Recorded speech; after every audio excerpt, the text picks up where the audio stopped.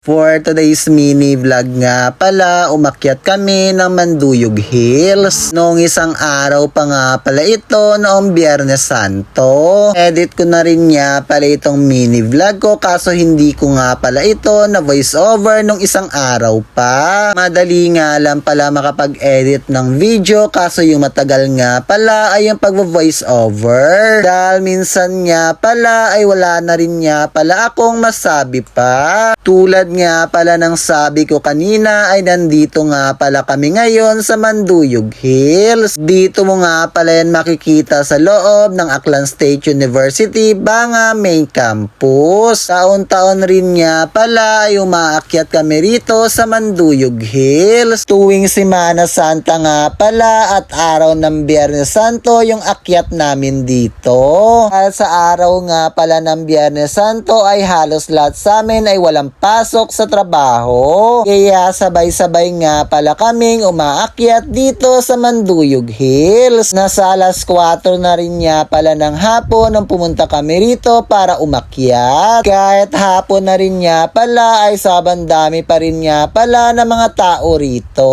Pahinga nga lang pala kami saglit sa taas tapos bumaba rin agad. Pagkarating nga pala namin dito sa baba ay nagpakuha nga pala ako ng video dito sa pinsan ko. Dahil kailangan ko nga palang i-promote itong suot-suot ko na pantalon sa black up ko. Dahil sayang din nga pala roon yung kikitain ko kung meron nga pala dyang o-order sa inyo.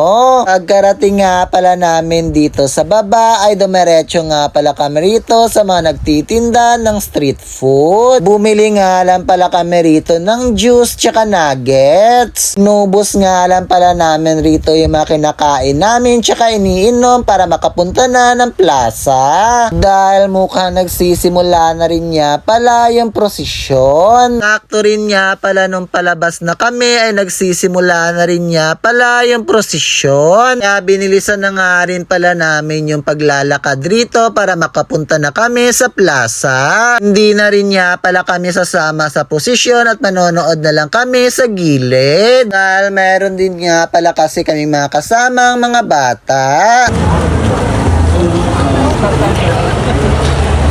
Camera up. Pray for us sinners now.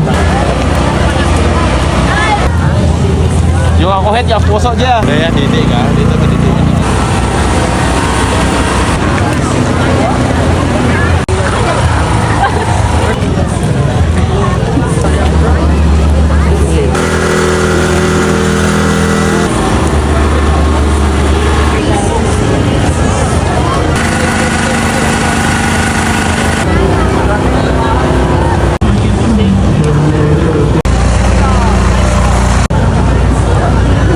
Sa ano yung